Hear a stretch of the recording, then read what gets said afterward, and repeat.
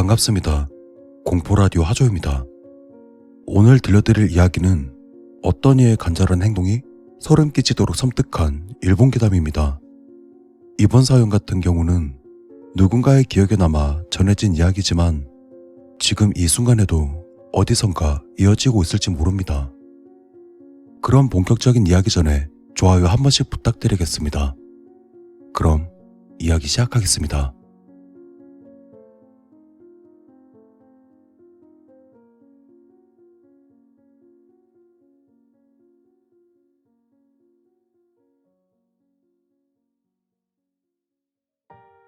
그녀의 삶은 언제나 조용한 무채색 같았다. 집이라는 공간은 늘 긴장과 침묵으로 가득했고 가정은 안식처가 되지 못했다. 또한 그녀는 감정을 표현하는 법을 배우기보다 억누르는 법부터 익히게 되었다. 사람들 시선에 띄지 않으려 웃는 얼굴을 연습했고 사람들에게 실망시키지 않으려 늘상 준비된 모습을 흉내냈다. 사춘기 무렵부터는 감정의 무게가 신체에서 반응이 시작되었다. 숨이 자주 막혔고 두통과 구토가 잦아졌다. 병원에선 딱히 이상은 없다고 했지만 그녀는 알았다. 자신이 고장나고 있다는 걸. 하지만 그럼에도 불구하고 삶은 계속되었고 그녀는 버틸 수밖에 없었다. 주어진 역할에 맞춰 살았고 책임을 다했다. 그 어떤 누구보다 성실했고 조용했고 착실했다. 겉으로는 아무런 문제가 없어 보였기에 그녀의 내면이 얼마나 무너지고 있는지는 그 누구도 몰랐다.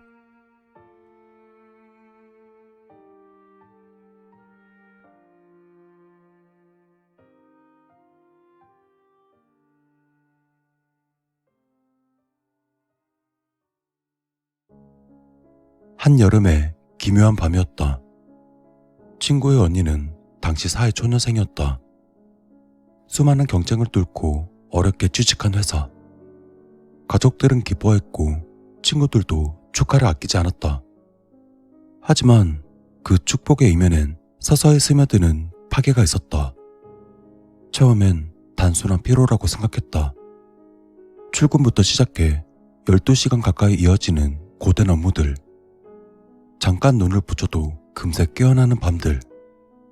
그녀는 누가 봐도 참 열심히 사는 사람이었지만 정작 그녀 자신은 점점 텅 비어가는 느낌이었다. 그녀가 원했던 삶이 아닌 것이다. 그러다 어느 순간부터 밥도 목으로 잘 넘어가지 않았고 밤이면 침대에 누웠어도 두 눈을 꾹 감은 채 수십 분, 수시간이 지나도록 잠에 들지 못했다. 또한 무엇보다 무서웠던 건 그녀가 어떤 말도 하지 않게 되었다는 점이었다.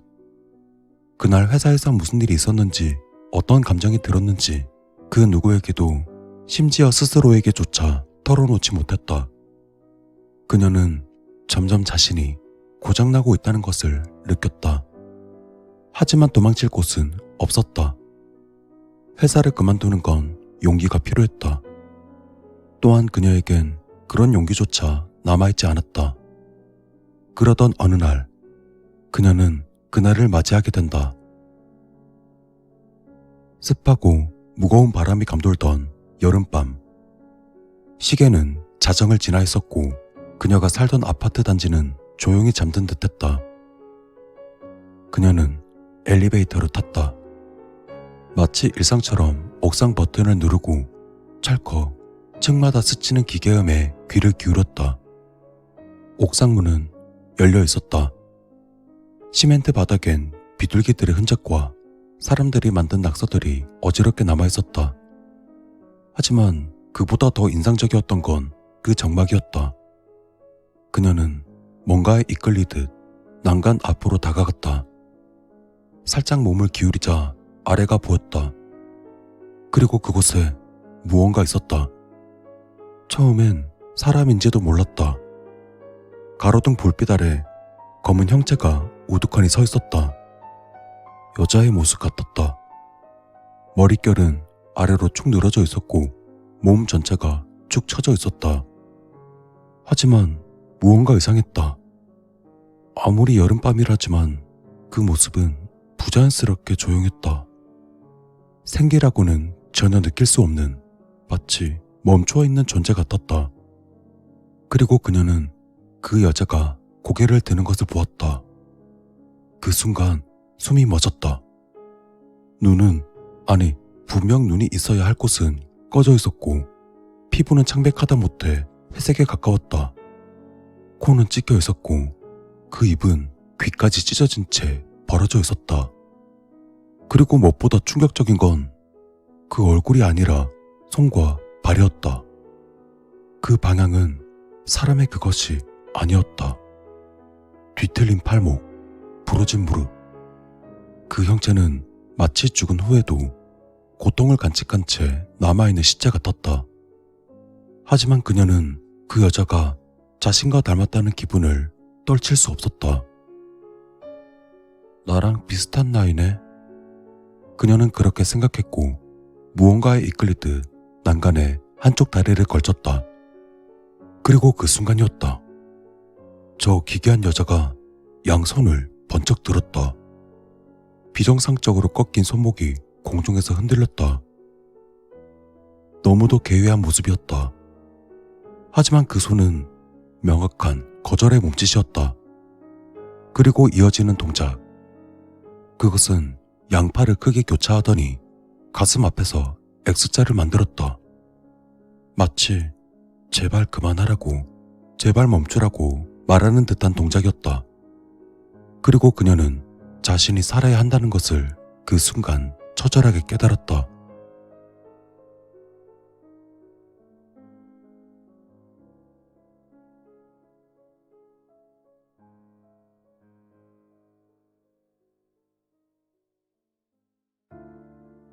난간에 걸친 다리를 내릴 땐 참 많은 시간이 필요했다. 그렇게 그녀가 다리를 내리자마자 그 여자는 사라져 있었다. 그 이후의 기억은 기억나지 않는다. 하지만 분명 확실한 건 그날이 있었던 뒤로 그녀는 변했다. 그녀는 곧장 병원을 찾아 치료를 시작했고 결국 다른 직장에서 새로운 삶을 살게 되었다. 그리고 지금도 매주 같은 요일이면 습관처럼 옥상에 올라간다. 그 여자가 서 있던 자리에 조심스럽게 서서 두 손을 모으고 고개를 숙인다. 감사 인사를 전한다. 자신을 살려준 그 존재에게. 이야기를 들은 친구들은 그 여자의 행동에 감동하곤 한다. 하지만 난 그 여자가 왜 그 자리에 있었는지, 어떤 이유에서 그토록 간절하게 남을 구하려 했는지, 그 이유가 더 슬프게 다가온다. 살아남으라고 행동하던 그 여자는 자신은 왜 살아남지 못했을까? 혹시 그녀는 어떤 누군가 손을 내밀어 주지 않았기 때문에 스스로 그 자리에 남은 것은 아닐까? 지금도 어떤 누군가를 말리기 위해서 그 옥상에서 뒤틀린 몸으로 손을 흔들고 있을지도 모른다. 그러니 조심하길 바란다. 그 옥상, 그 장소, 그 자리에 또 다른 누군가가 서기 전에.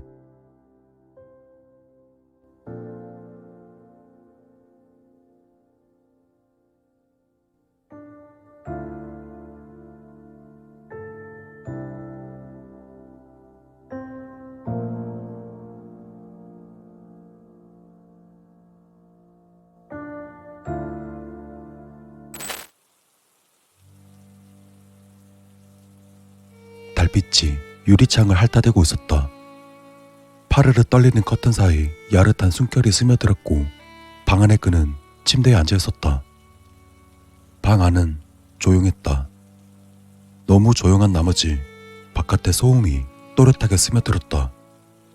익숙한 듯 낯설고 짧고 가빠지며 거친 듯 거칠지 않은 숨소리, 그리고 이어지는 벗겨지는 천의 소리와 삐걱이는 침대 프레임.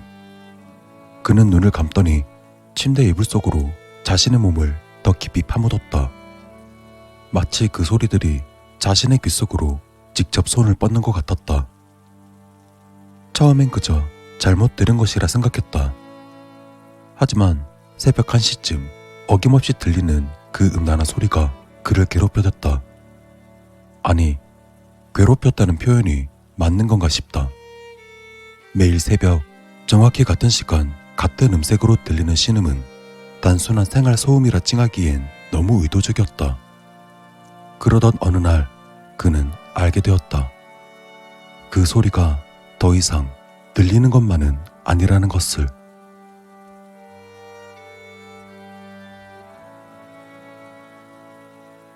어느 밤이었다. 잠결에 그는 자신의 배 위에 있는 무게를 느꼈다. 가볍지도 않고 무겁다고 느껴지지 않았다. 뜨겁지도 차갑지도 않은 온도였다. 입술은 닿지 않았지만 숨결은 느낄 수 있었다. 한 치 앞도 보이지 않았지만 분명히 누군가 있었다. 그의 몸을 더듬고 허벅지를 벌리고 그 안을 들여다보는 시선이 느껴졌다. 소리 없는 교합이라고 해야 할까? 무게가 느껴지지 않는 쾌락감. 그는 땀에 절은 채 아침을 맞이했고 하반신은 축축히 젖어 있었다. 이것이 꿈이라면 너무나 생생했다. 이것이 현실이었다면 분명 환상적이었을 것이다. 그는 그 날부터 새벽이 찾아온다는 사실이 두려우면서도 한편으론 새벽이 찾아오길 기다렸다. 그는 새벽이 오기 전 깜깜한 밤에 습관처럼 옆집 창문을 바라보았다. 창안은 늘 어둡고 커튼은 살짝 열려 있었으며 그 안엔 그림자가 서 있었다. 사람의 형상이었지만 어딘가 모르게 차가워 보였다. 또한 어김없이 새벽이 다가오면 그 형상이 다가왔다. 문을 열지도 않았는데 그건 방 안에 있었고 항상 침대 끝에 앉아 있었다. 그러다 점차 그는 외출을 줄이게 되었다. 밖에서 사람들과 말하는 것이 어색해졌기 때문이다. 사람들의 눈빛을 피하게 되었고 모든 사물의 표면이 그를 비웃는 것 같았다. 모두가 잠이 든 새벽이 그의 연인이 되었고 점점 현실은 멀어져 갔다. 밝은 낮이 되면 그는 괴로워했고 초저녁엔 고독한 쓸쓸함이 그를 눌러댔다. 햇살이 자신의 머릿속을 갉아먹는 듯한 느낌이 들었다.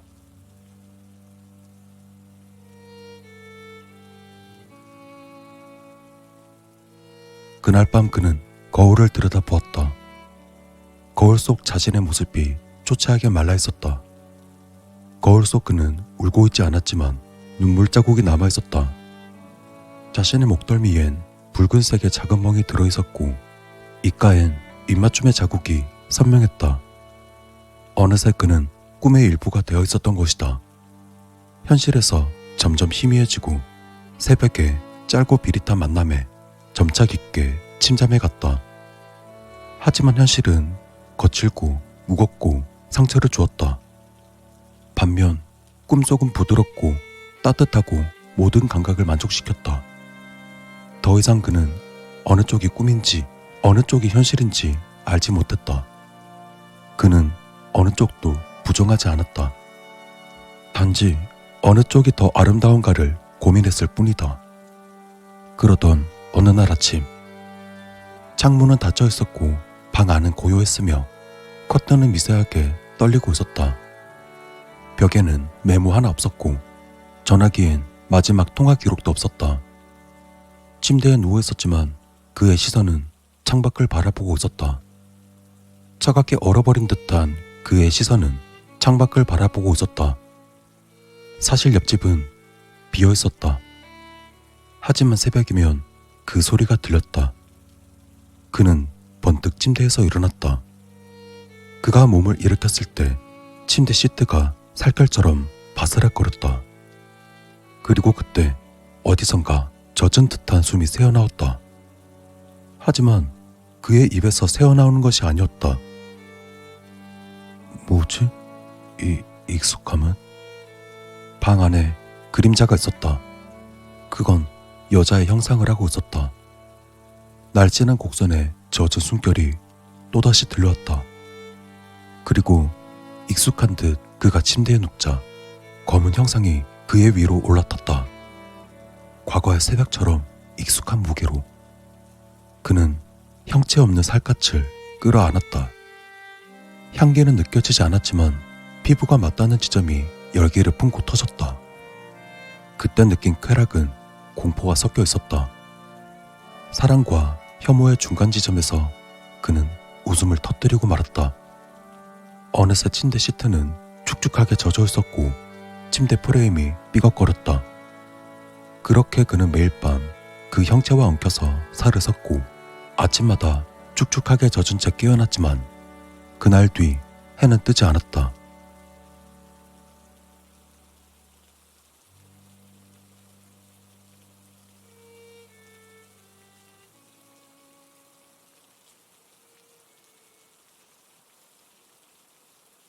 현실? 그에게 현실이란 사람들이 만든 망상과도 같았다. 그의 방은 여전히 그 자리에 멈춰 있다. 벌레가 벽지를 파먹고 있었고 먼지가 시간 대신 쌓였다. 창문은 닫혀 있고 커튼은 바람결에 떨리고 침대 위의 시체는 썩어가고 있다.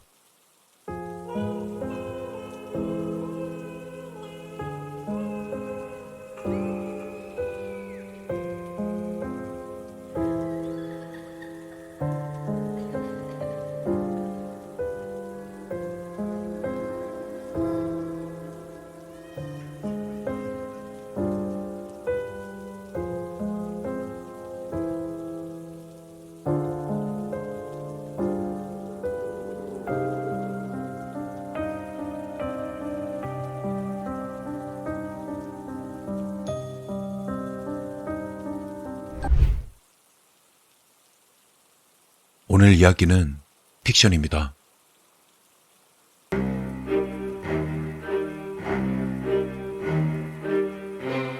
누구나 어렸을 적 장난이란 걸 한 번쯤 쳐본 적 있을 것이다. 그건 말 그대로 장난이다. 재밌으니까? 그냥 내가 하고 싶은 대로 눈에 보이는 대로 했었던 것 같다. 그날도 여느 때와 다름없이 심심하던 날이었다.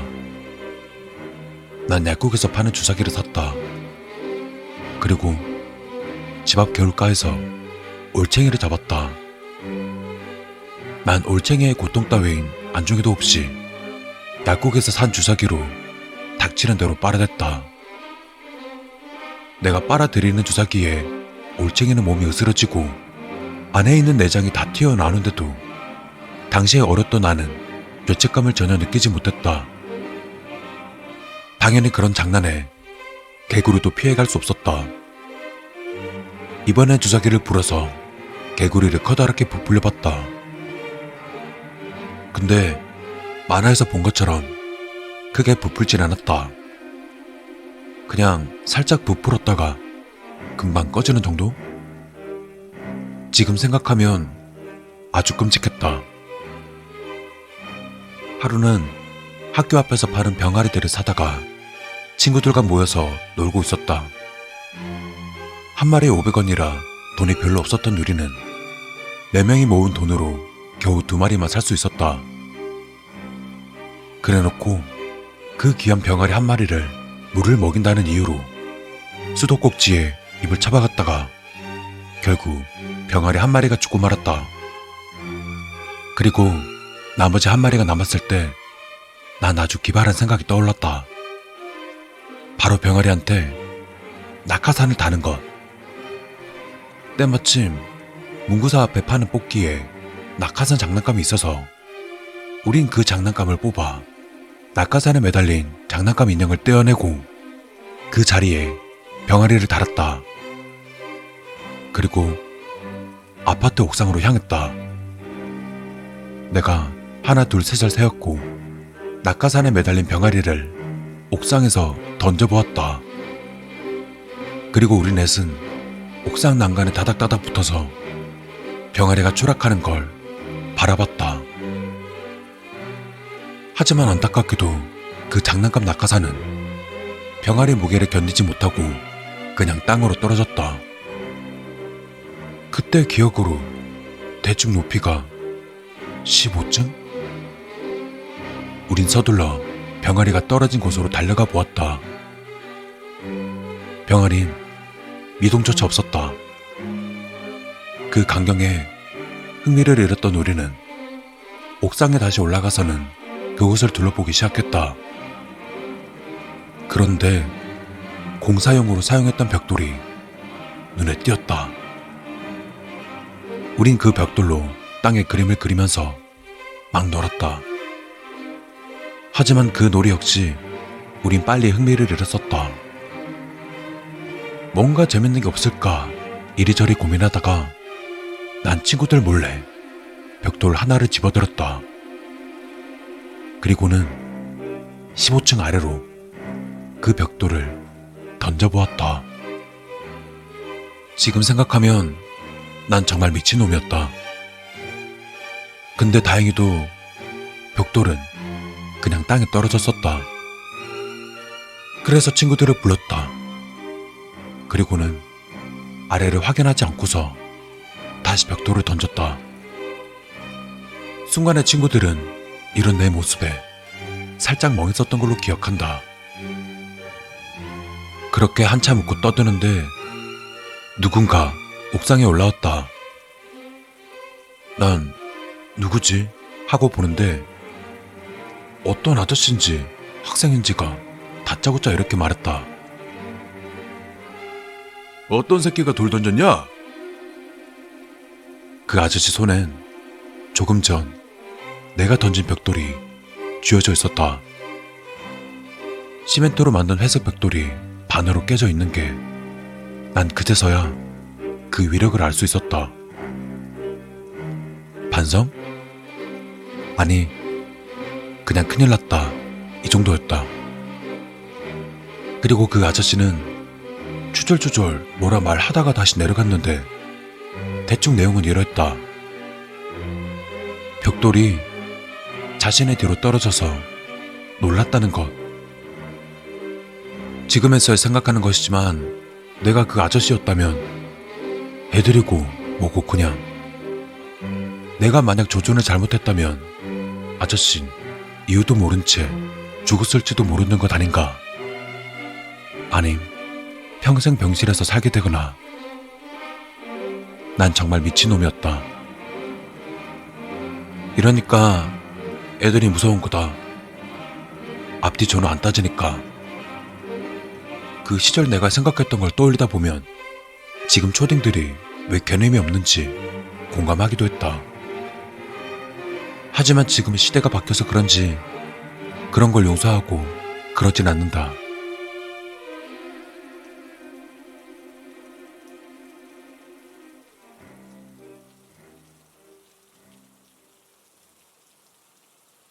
자, 이제 현실로 돌아와 지금의 내 이야기를 들려주겠다. 며칠 전에 우리 동네가 발칵 뒤집어진 적이 있었다. 살인사건이었다. 아니, 정확하게 말하자면 강도살인.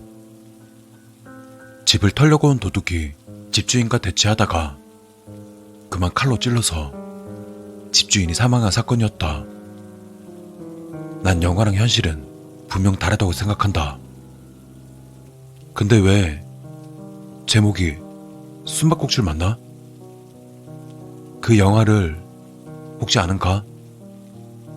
거기서 아파트 대문 옆으로 자기들끼리만 아는 표식 같은 걸 써놓고 범죄에 이용하는 그런 거 말이다. 예를 들어 한 명이 살고 있으면 짝대기 1개, 둘이 살고 있으면 짝대기 2, 셋이 살고 있으면 짝대기 3. 이미 한번 털었으면 가로로 짝대기 1개 추가. 뭐 이런 거. 아마 들어본 적 있을 것이다. 실제로 외국에서 그런 사례가 있다고 들었었다. 무튼 우리 동네에서 벌어진 이 사건도 이것과 연관성이 있었다. 근데 너무 노골적이었다. 대문에 표식을 써놓긴 했는데 그 표식이 어떤 식으로 쓰여져 있었냐면 한 명이 살고 있으면 한 명, 두 명이 살고 있으면 두 명, 세 명이 살고 있으면 세 명, 모르면 모름, 털었던 적이 있으면 털음, 이런 식으로 말이다. 너무 노골적이지 않은가? 근데 이건 내가 어렸을 때부터 줄곧 봐오던 표식이었다. 헌데 마을 사람들은 참 웃기게도 아무런 말들이 없었다. 마치 자기 일이 아닌 듯 마냥 언제 자기 집이 털릴지 모르는데도 말이다. 사람들이 나태한 건지. 하지만 우리 집 대문은 항상 깨끗했다. 왜냐면 누군가 대문에 써놓을 때마다 그때그때 내가 지워댔으니까 말이다. 고마운 건지 멍청한 건지 기왕 표식을 남길 거면 볼펜으로 해야지. 그놈은 항상 연필로 표식을 남겼었다.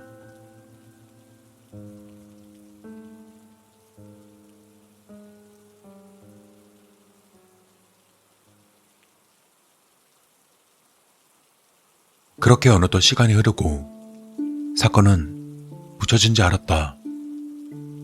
경찰들도 별로 신경 쓰지 않았기 때문에 사람들 역시 그 사건을 금방 잊게 되었다.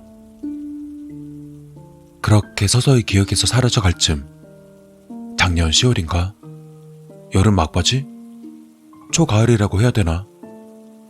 아무튼 날 엄청 더울 때 사람들이 문을 열어놓고 방충망만 쳐놨다가 결국 사단이 일어나고 말았다. 그때가 저녁 8시였나 그랬는데 이상하게 그날따라 좀 환했었던 걸로 기억한다. 그 당시 비명소리가 막 울려 퍼지고 있었다. 비명소리를 어떻게 들었냐고? 당연히 우리 집도 문 열어놓고 방충망을 쳐놨으니까 들을 수 있었다. 도둑이니 뭐 사람 살려니 으악거리고 난리도 아니었다. 이번엔 죽지 않았지만 거의 뭐 죽다시피 했었다. 또 똑같이 칼에 맞았다. 경찰에도 들이닥치고 조사하고 뭐 아유 진짜. 그리고 밤늦게 부모님이 퇴근해 그 사실을 아셨는지 문단속 똑바로 하라고 나한테 신신당부하셨다. 그렇게 그 사건이 있고 난 뒤로 결국 아파트 복도에는 CCTV가 설치됐다. 그 사단이 일어나고서야 말이다. 그리고 어떤 놈 하나가 잡혔다. 그 놈은 대문에 낙서하던 놈이었다. 그리고 그는 결국 징역살이까지 살게 됐다. 그는 범행을 저지른 건 아니었고 범죄자들을 도왔었다. 그게 원해서였던 아니었던 범죄자들은 그 표식을 보고 범행을 저지른 거니까. 뭐 뒷이야기는 모르겠다. 여기 아파트는 가족 단위 동이 따로 있고 원룸형 동이 따로 있는 아파트 단지인데 유독 혼자 사는 사람들이 많았다. 그래서 그런지 그 사건이 있고 난 뒤로 사람들이 좀 각박해졌다고 해야 할까? 평소에 마주치면 눈인사 정도 나누고 그랬는데 이젠 뭐 그냥 남이다. 완전 생판 모르는 낱말이다. 섭섭하거나 그런 건 아닌데 왠지 그냥 씁쓸했다. 어찌 보면 세상이 이렇게 변한 건 다 우리들 잘못일 테니까 말이다.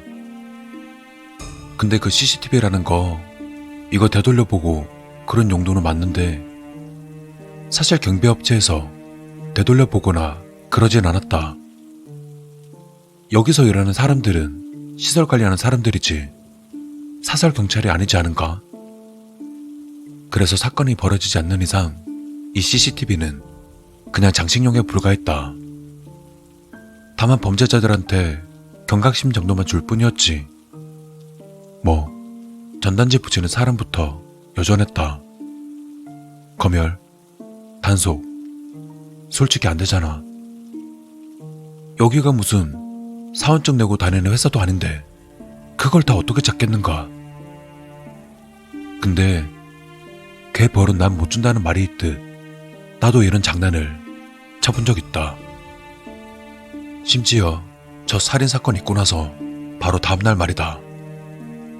괜히 옆집에 장난삼아 5명 이렇게 썼다가 지우기도 하고,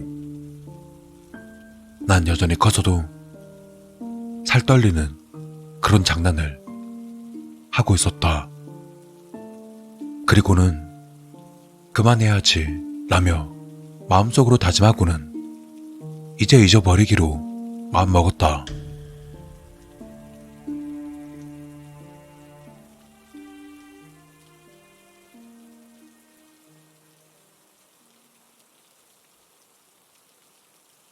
시간이 많이 지났지.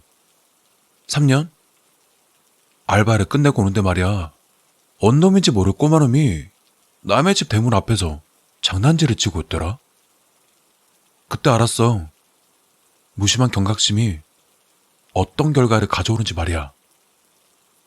귀찮고 신경 쓰기 싫고 처벌하기 싫고 복잡하고 하니까 무시하는 그런 거 말이야.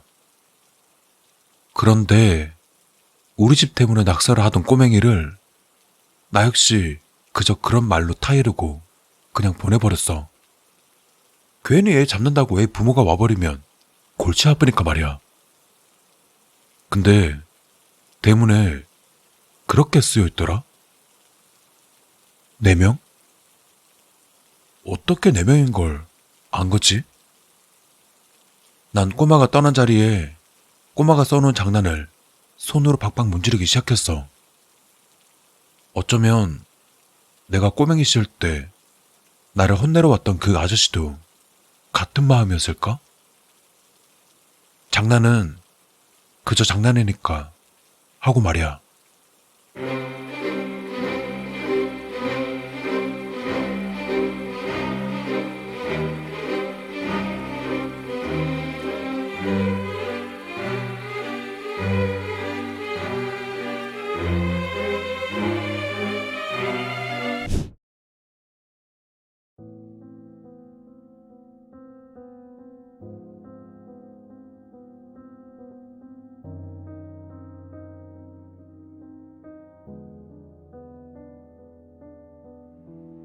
저에게는 영감이 없습니다. 전 귀신의 모습을 본 적도 없고 소리를 들어본 적도 없습니다. 하지만 딱 한 번 중학생 때 엄청 무서웠던 경험을 했습니다. 전 지금 그때의 그 이야기를 해보려 합니다. 14살 때 아버지를 여인 저는 어머니의 친정으로 이사하게 되었습니다. 외할아버지는 이미 돌아가셔서 외할머니, 어머니, 저까지 여자 3명이서 살았습니다. 전 아버지를 잃었던 충격 속에서도 새로운 환경에 빨리 익숙해져야만 했습니다. 불안했지만 제 상황에 동정하는 듯 전학한 곳에 같은 반 친구들도 상냥하게 대해주었습니다. 특히 S라는 여자아이는 전학 온 지 얼마 안 된 제게 매우 친절하게 대해주었고 교과서를 보여주거나 이야기 상대가 되어주기도 했습니다. 그녀와 친구가 된 저는 자연스럽게 마음을 열게 되어서 2개월이 지날 무렵에는 모두와 장난도 치고 즐겁게 웃기까지 할 수 있었습니다. 그런데 제가 있던 반에는 F라는 귀여운 여자아이가 있었습니다. 전 F라는 그녀에게 왠지 마음이 끌렸습니다. 물론 이상한 의미가 아니라 여자가 봐도 귀엽다고 생각되는 몸집이 작고 가녀린 느낌의 아이였기 때문에 동성으로서의 호의를 가지고 있었습니다. 당시에 저는 조금 까무잡잡하고 키도 컸기 때문에 지금 생각하면 약간의 질투도 아마 있었을 것입니다. 그러다 어쩌다 보니 전 F랑 친해지게 된 계기가 있었습니다. F가 모자 가정인 것을 알고부터는 더욱 친하게 되었었죠. F 부모님의 경우에는 사별한 것은 아니었고 아버지가 다른 여자와 도망갔다는 그런 이야기를 듣게 되었습니다. F도 여자끼리만 생활하고 있다는 것을 알았을 때 F와 친구가 돼서 다행이라고 마음속으로 생각했습니다. 그러나 그것은 F의 집에 놀러갈 때까지의 짧은 기간이었습니다. 그날 제가 왜 F의 집에 가게 되었는지는 기억나지 않습니다. 오래된 기억이라는 이유도 있겠지만 그것보다 그녀의 집에서 본 것이 너무나 강한 인상을 남겼기 때문에 그런 사소한 것이 기억나지 않는 것입니다. 그때는 S도 함께 있었습니다. 그때 당시 S는 F를 굉장히 꺼려했고 제가 F와 사이좋게 지내는 것을 탐탁지 않게 생각하는 눈치였습니다. 그런데도 왜 S가 함께 왔었는지는 기억나지 않습니다. 하지만 어쨌든 집에 돌아가는 방향이 전혀 다른데도 저와 S는 어쩐 일인지 F의 집에 모여 있었습니다. 그녀의 집은 척 봐도 낡아 보이는 단층집이었는데 목조로 된 벽면은 완전히 뒤틀려 있었고 옆집과의 거리가 50cm도 안 되어 보이는 비좁은 공간이었습니다. 솔직히 그때 저는 좀 놀라긴 했지만 저희 할머니의 집도 오래되었으며 형편이 어려운 것은 어쩔 수 없는 것이라고 생각하면서 잠시라도 그런 생각을 한 제 자신이 부끄러웠습니다. 엄마! F가 부르자 주름이 눈에 띄는 얼굴로 미소 짓는 예쁜 아주머니가 나왔고 저와 S에게 친절하게 인사해 주었습니다. 또 빨래를 하고 계셨던 모양인지 수건이나 속옷 등을 가지고 있었습니다. 먹을 거 가져다 줄게. 저희는 F의 방으로 들어가기로 했습니다. 만약 F의 방이 너무 소녀의 방처럼 보이지 않더라도 놀라지 않겠다고 마음속으로 미리 다짐했습니다. 그런 것으로 우월감을 가지는 것은 싫었기 때문입니다. 하지만 F의 방문이 열렸을 때 눈에 들어온 것은 전혀 예상 못한 모습이었습니다. F가 예쁘다는 것은 말씀드렸습니다만 그건 그만큼 세련된 것에 신경 쓴다는 것입니다. F의 방에는 밝은 색상의 커튼이 드리워 있고 책상 위로 인형이 앉아있는 등 예상보다 상당히 소녀스러운 방이었습니다. 하지만 단 한 곳을 제외하고는 말이죠. 방 구석으로 우두커니 서 있고 이쪽을 보고 있던 것. 마네킹. 남자 마네킹이었습니다. 그 모습은 지금도 생생합니다. 양손을 굽혀 움츠려서 W 모양을 하고 있었고 저희가 서 있는 쪽을 똑바로 바라보는 모습이었습니다. 그 마네킹은 보통의 마네킹처럼 말끔했지만 그만큼 그 시선이 생기가 없어 보였습니다. 마네킹은 새빨간 트레이닝복을 입고 모자를 쓰고 있었습니다. 아까 본 F의 어머니보다 상당히 멋지게 관리되는 것으로 보였습니다. 이건... S와 제가 멍한 얼굴로 F를 쳐다보았는데 그녀는 특별히 의외라는 기색도 없이 마네킹에 다가가서는 모자의 각도를 조금 만져 조정했습니다. 그 손놀림을 보는 저는 왠지 모르게 소름이 돋았습니다. 멋있지? F가 말했지만 왠지 억양이 없는 말투였습니다. 딱히 자랑하는 것 같지도 않은 말투는 오싹하게 느껴졌습니다.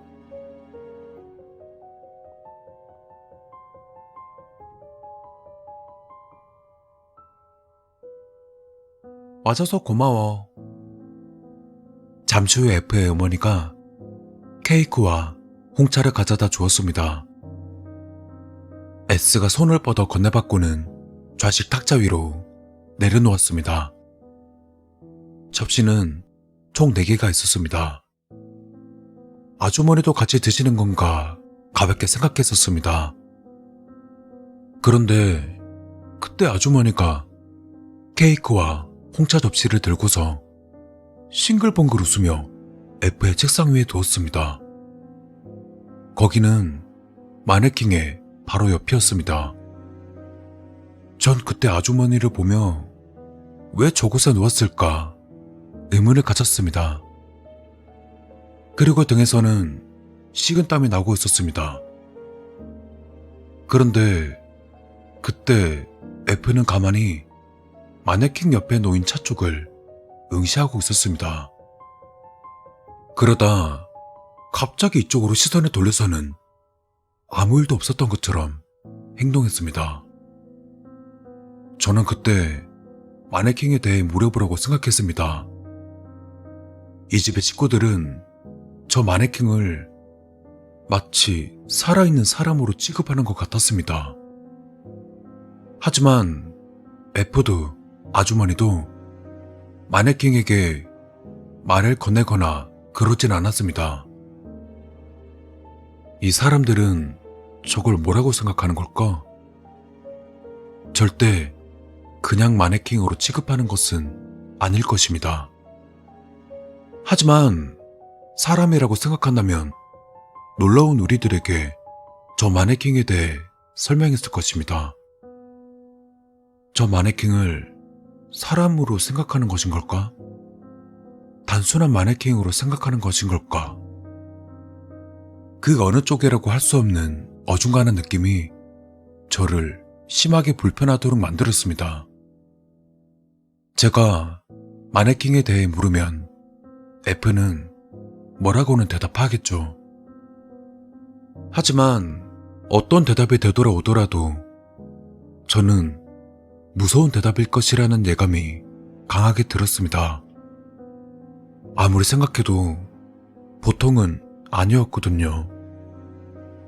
저는 이곳저곳을 두리번거리다 뭔가 하자를 찾았습니다.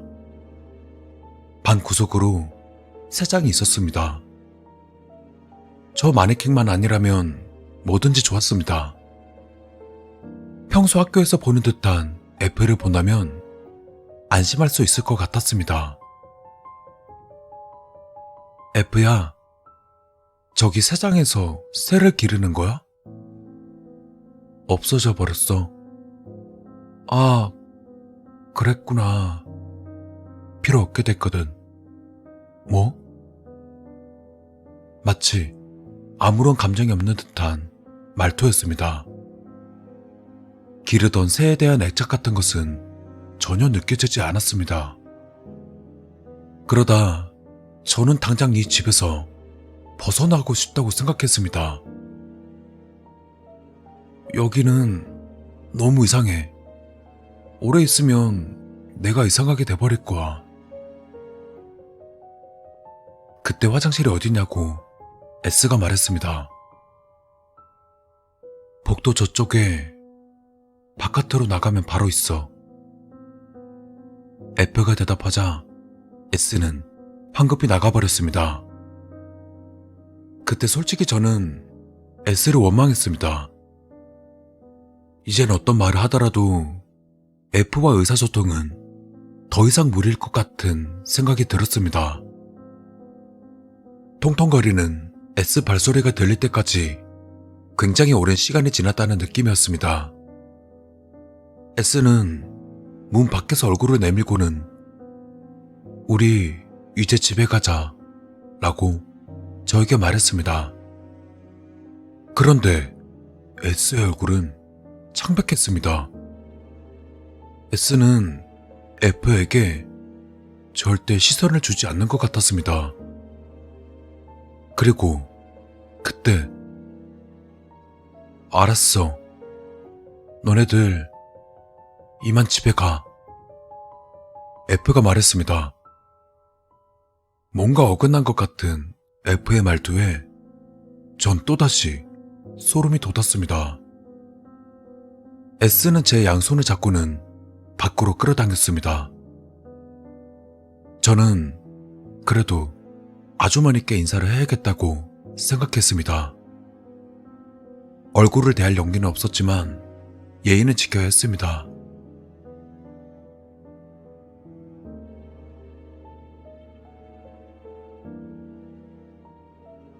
F의 방 저편에 있는 방문이 조금 열려 있었습니다. 저 아주머니, 저희 돌아갈게요. 다행히 목소리가 나왔습니다. 그때 방문 틈새에서 손이 뻗어나와 쾅 하면서 엄청 큰 소리로 문이 닫혔습니다.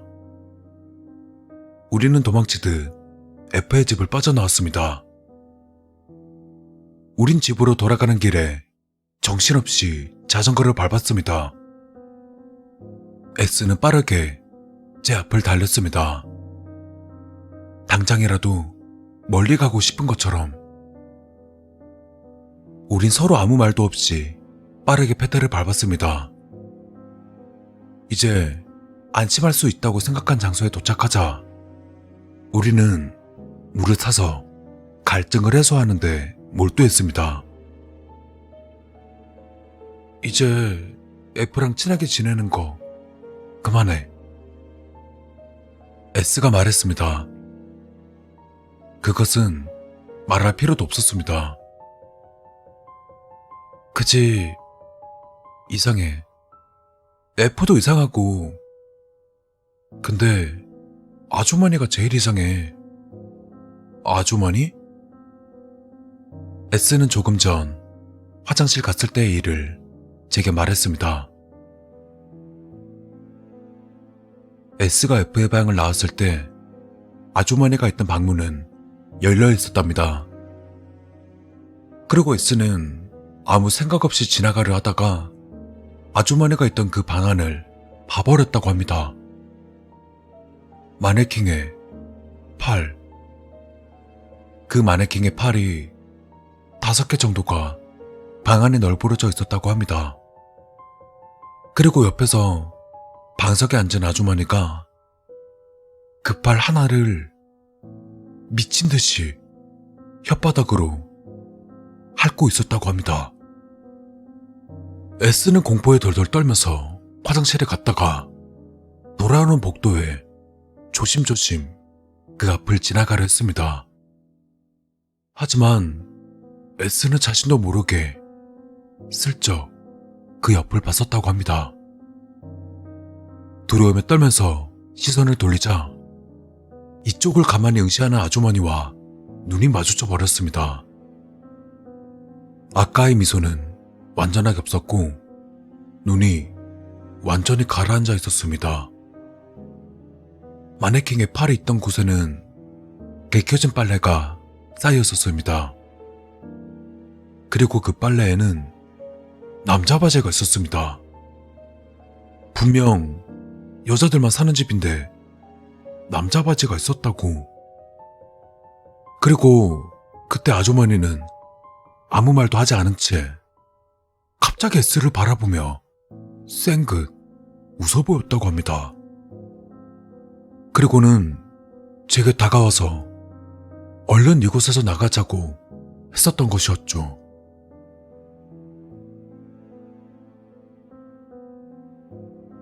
그 일이 있고 나서 전 F와 점점 멀어져 갔습니다.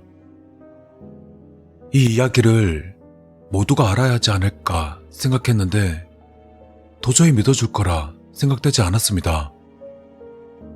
F와 친한 아이에게 이 이야기를 해도 남들의 시선에는 F를 따돌리려 한다고 밖에 생각되지 않을 것입니다. 특히 S가 F와 별로 사이가 좋지 않다는 것은 모두 알고 있으니까. 그러다 F의 집에 갔다는 아이들에게 살짝 이야기를 들어보았습니다. 하지만 모두들 한결같이 이상한 것을 보지 못했다 라고 말했습니다. 그러다 단 한 명, 남자아이였는데 F집에 갔다가 기묘한 경험을 했어. 라고 말하는 친구가 있었습니다. 그리고 그 친구의 말은 이러했습니다. F의 집에 가서 벨을 눌렀지만 아무도 나오지 않았다. 미리 연락하고 온 건데 라고 고민했지만 어쨌든 기다리기로 했다. 혹시 안쪽에 있어서 들리지 않을까 문의 손잡이를 잡았는데 가볍게 열렸다. 그래서 그는 안을 들여다보았다. 방문이 살짝 열려 있었고 방 모습이 보였다. 유카타를 입은 남자의 등이 보였다. 벽을 바라보며 양반다리를 하고 있다. 그의 등에는 브라운관에서 나오는 듯한 푸른빛이 일렁이며 깜빡이고 있었다. 하지만 몇 번을 불러도 남자는 뒤돌아보기는커녕 꼼짝도 하지 않았다. 기분이 나빠져서 그대로 집으로 돌아갔다. F의 집에 남자는 없습니다. 어쩌면 친척이나 아주머니의 지인일지언정 아무리 불러도 대답도 하지 않고 무엇을 하고 있었을까요? 혹시 그것은 마네킹이 아닐까 생각합니다. 그런데 양반다리를 하고 있는 마네킹이 있을까요? 만약 있다고 하더라도 F의 방에 있던 것과는 다른 것이라고 생각합니다. 아니면 F의 집에 다른 마네킹이 더 있으려나? 저는 더 이상 생각하지 않기로 했습니다.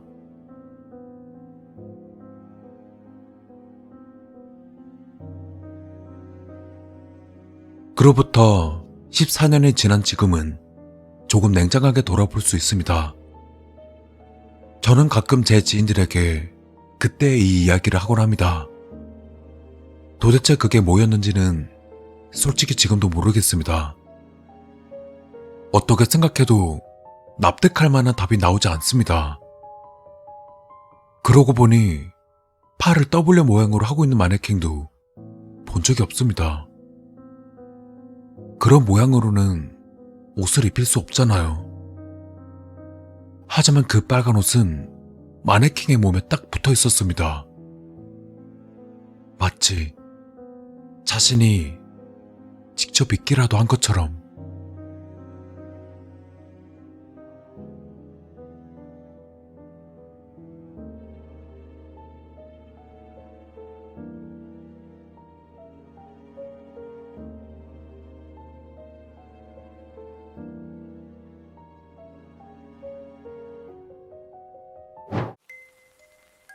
그녀가 아침에 눈을 떴을 때 침대 옆에 남편이 없다는 사실에 안도했다. 결혼 5년차. 그 이유와 결혼하고 처음 2년 동안 서로 없는 척 살아가는 그런 하루들의 연속이었다. 둘만의 아침 인사는 습관처럼 입 밖을 떠났고 그들의 대답은 눈길도 없이 돌아왔다. 저녁을 같이 먹어도 젓가락을 움직이는 식기 소리만 들려왔고 텔레비전 소리가 그들의 유일한 대화였다. 서로의 일상엔 관심이 없었고 침대에서는 등만 맞댔다. 결혼이라는 말이 함께 산다는 뜻이라면 그들은 같은 집에서 서로에 대한 존재를 조금씩 지워가고 있었다.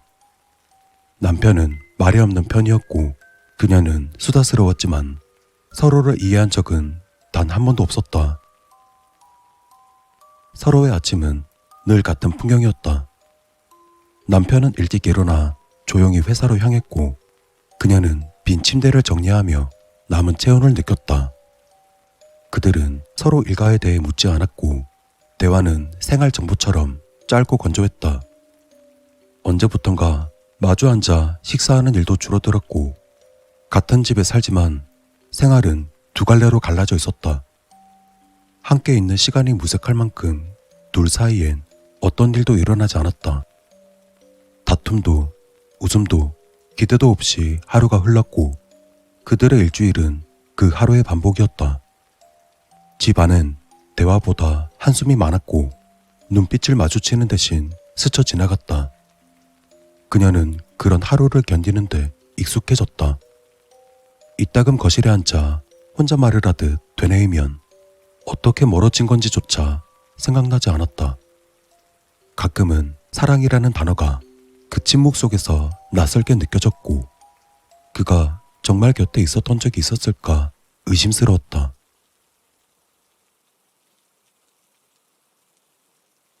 혼자 남은 식탁엔 전날 밤 남편이 던져둔 셔츠가 있었다. 셔츠는 잔뜩 구겨져 있었고 어깨선엔 손자국처럼 깊은 접힘이 남아 있었다. 그는 언제나 옷을 그렇게 벗었다. 신경 쓰지 않고 감정 없이. 습관처럼 그녀는 셔츠를 집어들었고 별 생각 없이 셔츠의 냄새를 맡았다. 이제 그 향기는 익숙하다기보다 무뎌진 감정의 냄새처럼 느껴졌다. 그녀가 손끝으로 천을 넘기던 순간 셔츠 주머니가 조금 부풀어 있었다. 셔츠 주머니 안에서 구겨진 명함 하나가 떨어졌고 그 뒷면엔 여자의 이름이 적혀 있었다. 예쁘게 눌러쓴 손글씨였다. 둥글고 단정한 필체는 성격을 담는다고 했던가. 조심스레 눌러쓴 그 글자는 낯설게도 따뜻하게도 보였다. 마치 그녀가 어떤 대답을 기다리며 이름을 써내려 간 것처럼 조심스럽고 기대감이 실린 듯한. 그 순간 그녀는 상상했다. 남편이 그 명함을 건네봤던 찰나 그가 그 이름을 어떻게 읽었는지, 그 눈빛엔 어떤 미묘한 표정이 지나갔는지. 그림처럼 머릿속에 떠오른 장면 속에서 남편은 환한 미소를 짓고 있었다. 자신에게 없었던 가볍고 부드러운 표정. 순간 마음이 식었다. 확신 없는 관계에서조차 배신은 늘 정확한 모양으로 다가온다. 그 이름 하나, 손글씨 하나가 그녀의 감정을 쓸어내렸다. 그 무엇이든 확신이 없던 관계였지만 언제나 배신은 묘하게 선명했다. 그날 밤 그녀는 남편의 휴대폰을 뒤졌다. 비밀번호를 알게 된 건 단순 우연이 아니라 습관이었다. 반복된 무관심은 서로의 정보를 공유하게 만들었고 관심을 가장한 방관은 깊은 관찰을 남겼다. 남편은 일주일에 3번 같은 시간대에 그 여자를 만났다. 언제나 그 시간은 저녁 7시 무렵이었다. 그녀는 그 시각을 전처럼 지나칠 수 없게 되었다. 식탁에 앉아 찌개를 데우던 손이 멈추었고 전등 불빛 아래 시계 초침 소리만 또렷해졌다. 매주 화요일, 목요일, 토요일 그가 그 여자에게 가는 그 시간에 그녀는 점점 자신에게서 멀어지는 발소리를 들어야만 했다. 지도에 표시된 핀 하나가 그 누구보다 정확히 말해주었다. 거짓말을 하지 않는 위치 정보는 진실보다 잔인했다. 거기서 어떤 말이 오갔는지, 어떤 음식을 함께 먹었는지, 어떤 눈빛이 오갔는지는 잘 몰라도 그녀는 상상할 수 있었다. 그리고 그 상상은 사실보다 더 생생하고 아팠다. 한밤중 그녀는 휴대폰을 베개 옆에 두고 고요한 분노에 질식했다. 위치 공유 앱이 말해주는 진실은 참 냉정했다.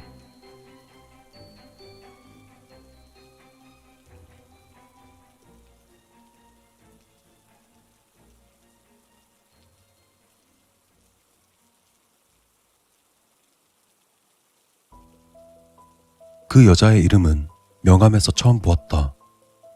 평범하지만 낯익은 이름이었다. 그녀는 무심하게 SNS 검색란에 그 이름을 입력했고 한 장의 프로필 사진을 찾아냈다.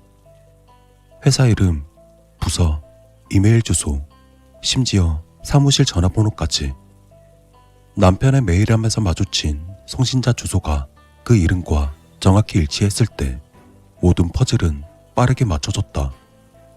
그녀는 그 여자의 SNS 계정을 뒤졌고 거기엔 일상적인 사진들 속에 정제된 말투로 적힌 짧은 글귀들이 있었다.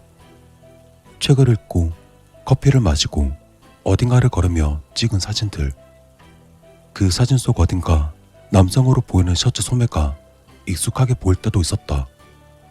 결정적인 건 지난달 남편이 늦게 들어왔던 날, 그 여자의 계정에 게시된 한 장의 사진이었다. 따뜻한 조명 아래 2개의 머그컵, 그리고 사진 설명 아래 남겨진 짧은 태그. 샵 늦은 커피, 샵 좋은 대화. 그녀는 확신했다. 그 여자와 직접 마주해야 한다는 것을.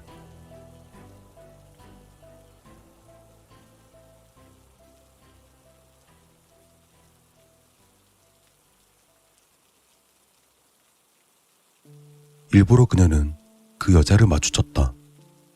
카페 안에서 그 여자는 웃고 있었고 그 웃음은 모해하고 투명해 보였다. 그녀는 남편과 끝날 이유를 찾으려 했지만 오히려 이상하리만치 따뜻한 감정을 느꼈다. 이상하다는 걸 알면서도 손끝이 떨렸고 시선이 멈추었다. 그녀는 멀리서 그 여자를 지켜보았다. 카페 창가, 햇빛이 비치는 자리에 앉은 그녀는 따뜻한 색감의 옷을 입었고 가만히 앉아 미소 짓고 있었다. 그 웃음은 아무것도 숨기지 않은 투명한 미소였다. 처음엔 그 미소를 찍고 싶었다. 헌데 이상하게도 질투보다 먼저 스며든 건 어딘가 익숙한 공허함이었다. 창가에 앉은 여자는 자신이 오래전에 잃어버린 그 누군가를 닮아 있었다. 문득 그녀의 과거의 기억이 떠올랐다. 사람들에게 털어놓기 힘든 그녀의 과거. 그 여자에게 말을 걸기 전부터 이미 마음 어딘가가 조용히 금이 가고 있었다. 그녀는 그 여자를 미워하려 했다. 충분히 그럴 자격이 있다고 생각했다. 하지만 어째서인지 미움이 생기지 않았다. 어째서인지 과거의 기억이 떠오를 뿐이었다. 그리고 그 순간, 아주 잠깐이었지만 그들은 거울을 마주본 것처럼 서로의 삶을 비추고 있었다. 그리고 그녀는 자신이 그 여자를 미워하지 않는다는 사실을 처음으로 깨달았다. 그 깨달음이 너무나 와닿았기 때문에 오히려 그 자리에 한참을 머물게 만들었다.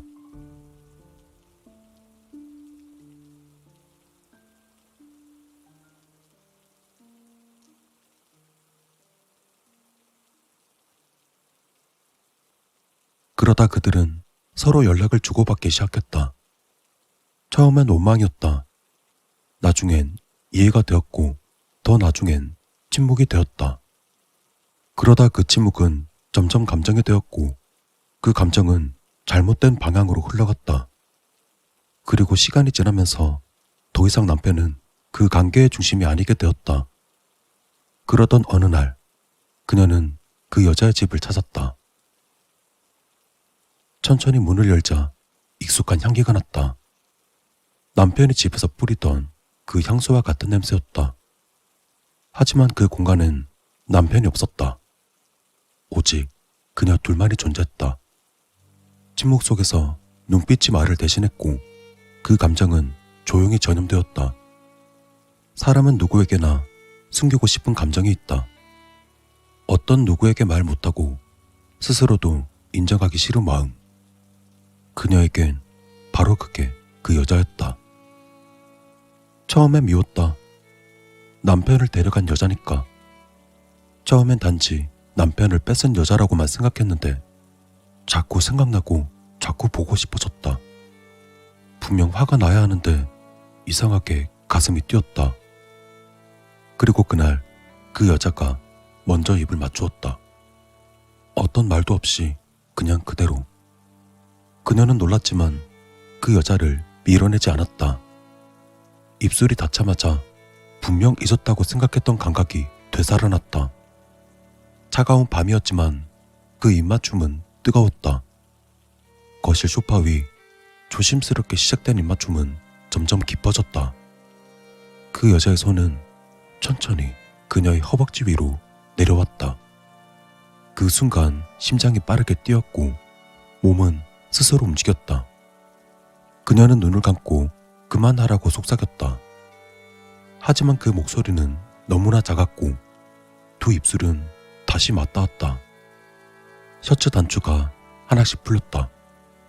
손끝이 살을 따라 미끄러졌고 그녀는 더 이상 거부하지 않았다. 그녀는 그 순간 남편을 완전히 잊었다. 그 여자의 숨소리와 그녀의 손길, 그녀의 입술이 모든 걸 덮고 있었다. 그 밤 그들은 처음으로 서로를 완전히 가졌다. 그리고 그 이후 그녀는 자주 그 여자의 집에 찾아갔다. 침대 위에서, 부엌 싱크대 앞에서, 심지어 욕실 거울 앞에서도 그들은 서로의 육신을 탐했다. 어떤 말도 없이, 아무런 이유 없이 그냥 서로가 원해서. 처음엔 낯설었지만 이제 그녀는 그 여자의 냄새, 그 손길 없이는 잠들 수 없었다. 육체가 먼저 반응했고 마음은 그 뒤를 따랐다. 남편? 더 이상 중요하지 않았다. 두 여자만의 공간, 두 여자만의 시간. 사랑이었을까? 욕망이었을까? 그건 중요하지 않았다. 그제서야 그녀는 살아있다고 느꼈다. 오랜만에 뜨겁게.